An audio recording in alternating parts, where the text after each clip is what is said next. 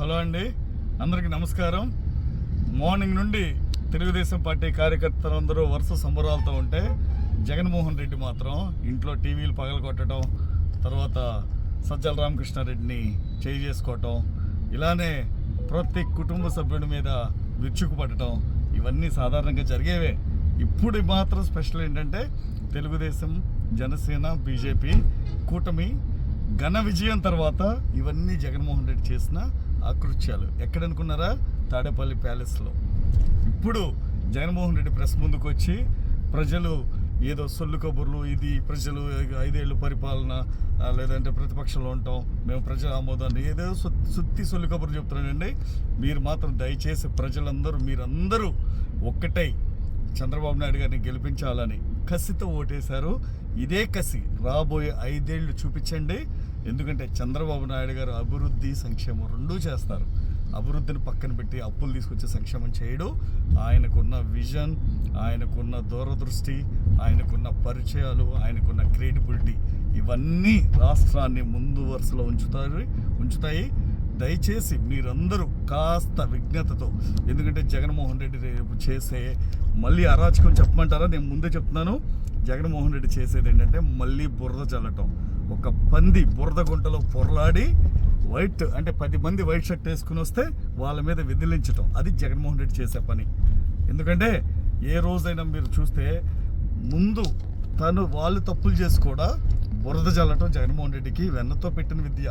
తన అనుకూల media NTV, TV9 ఇలా రకరకాల మీడియా, సాక్షి, 10 టీవీ, ఆస్థాన వీళ్ళు పెయిడ్ ఆర్టిస్టులు ఉన్నారు, ప్రొఫెసర్ నాగేశ్వర్, తెలకలపల్లి రవి.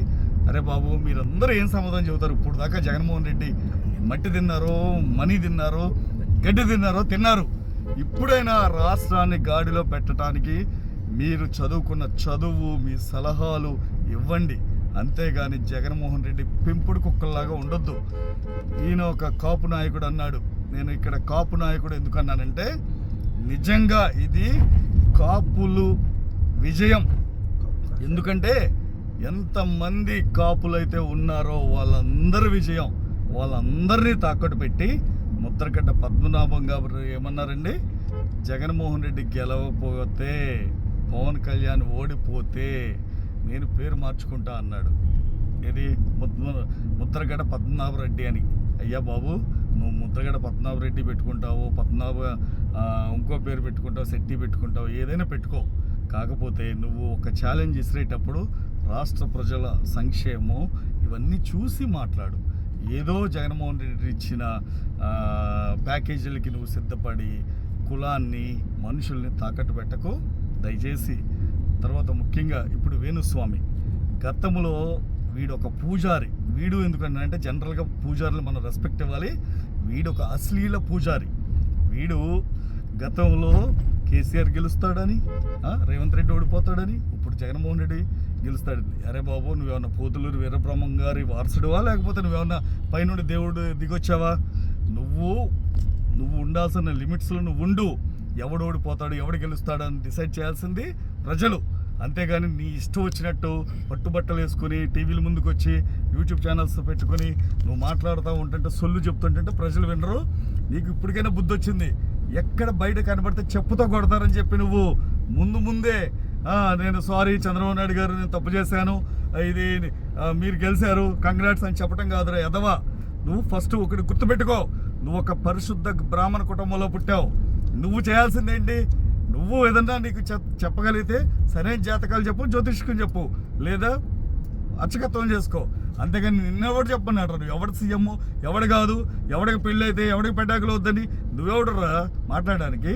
నువ్వు కొంత విజ్ఞతతో మాట్లాడి, బ్రాహ్మణులు అంటేనే సమాజంలో ఒక గౌరవం ఇస్తారు. ఎందుకంటే దేవుళ్ళు కనిపించరు, దేవుళ్ళకి అలానే భక్తులకి మధ్యలో ఉండేది పూజారులు కాబట్టి ఆ పూజారికి వాల్యూ ఇస్తారు. నువ్వు ఇంకొకసారి ఆ చెత్త వాగుడు మాట్లాడటం మానేసాయి. ఇక జగన్మోహన్ రెడ్డి గారు, మీకు ప్రతిపక్ష హోదా కూడా లేకుండా పోయింది. ఎందుకంటే నిన్ను ఒక వాడేసిన టిష్యూ పేపర్ లాగా ప్రజలు పక్కన పడేశారు. నువ్వు టిష్యూ పేపర్ కనీసం దేనికి పనికిరాదు. నువ్వు ఒక్కసారి వాడుకుని నువ్వు వాడుకుందాం అనుకున్నావు, ప్రజలు నిన్ను వాడుకుని వదిలేశారు. దయచేసి నువ్వు ఇంకొకసారి రాజకీయానికి నువ్వు పనికిరావు. నువ్వు చెల్లని నాణ్యం లాంటి వాడివి. ఎందుకంటే నీకు రాజకీయం తెలియదు, చదువు తెలియదు, విజ్ఞానం తెలియదు, కనీసం రాష్ట్రాన్ని ఎలా డెవలప్ చేయాలో కూడా తెలియదు. మాట్లాడితే బటన్ బటన్ బటన్ అంటాడు. అరే బాబు, షర్ట్స్కి బటన్ ఉంటుంది, కంప్యూటర్కి బటన్ ఉంటుంది, లిఫ్ట్కి బటన్ ఉంటుంది. ఆ బటన్ నొక్కడానికి నువ్వేంట్రా బాబు నొక్కేది? అది ఎవడైనా నొక్కుతాడు, 2వ తరగతి చదివేవాడైనా నొక్కుతాడు. ఇంకొకసారి బటన్ నొక్కుతా అనమాకరా బాబు. నిన్ను ఒక జోకర్ లాగా చూస్తున్నారు. తర్వాత నిన్ను ఇప్పుడు ముఖ్యంగా రాష్ట్రంలో 5 కోట్ల ఆంధ్రులు సంతోషపడతారేమో కానీ ముఖ్యంగా నీ కుటుంబ సభ్యులు ఎంత ఆనందంగా ఉంటారంటే, నీ చెల్లి షర్మిల కానివ్వు, సునీత కానివ్వు, ఎంత హ్యాపీ అంటే రాష్ట్ర 5 కోట్ల ఆంధ్రులు చేసుకునే పండుగ కన్నా వాళ్ళు చేసుకునే పండుగ చాలా బాగుంటుంది. నువ్వు ఇప్పటికైనా సరే కుటుంబ సభ్యులని ఏ విధంగా అయితే సొంత చెల్లని కూడా చూడకుండా విమర్శించావో అక్కడే నీ బుద్ధి ప్రజలకు అర్థమైపోయింది. దయచేసి ఇంకొకసారి రాష్ట్రానికి ఒక రాజకీయ నాయకుడిలాగా వైకాపా పార్టీని ఏదో ప్రజలు ఉంచాలని చూడకు. నీ అవసరం ప్రజలకు లేదు. నువ్వు ఒక వాడేసిన పేపర్ లాంటోడివి. నువ్వు ఇంకొకసారి రాజకీయం అంటే ప్రజలు చెప్పుతో కొడతారు నిన్ను. ఎందుకంటే నిన్ను ఒక పిచ్చి కుక్కలాగా ప్రజలు ఆలోచిస్తున్నారు. ఎందుకంటే నీ ఓటమి ఏదైతే ఉందో ఇది తెలుగుదేశం పార్టీ ఘన విజయం ఉందో అర్థమవుతుంది. నిన్ను చంద్రబాబు నాయుడు గారిని నక్కకి నాగలోకానికి ఉన్న తేడా చూపించారు నీకు. ఇంకొకసారి విజనరీ లీడర్తో పోటీ పడకు. నీకేదన్నా నీకు అలవాటే కదా ఆత్మలతో మాట్లాడుకోవటం. అలా ఆత్మలతో మాట్లాడుకో. ఖాళీ రూములు 6 కొంపలు ఉన్నాయి. నేను ప్యాలెస్ అనరా బాబు నిన్ను. ఎందుకంటే అది సరైనోడు ఉంటే ప్యాలెస్ అంటారు, కానీ నీలాంటి వాడు బోకునా కొడుకులు ఉంటే అది ప్యాలెస్లు కావు. నీ 6 కొంపలు ఉన్నాయి. ఏ కొంపలు ఉంటావో ఉండు. Okay, thank you. ఇంకొకసారి రాష్ట్ర ప్రజల జోలికి రాకో. నీకు ఇదే చిట్ట చివరి ఎన్నికలు. Thank you.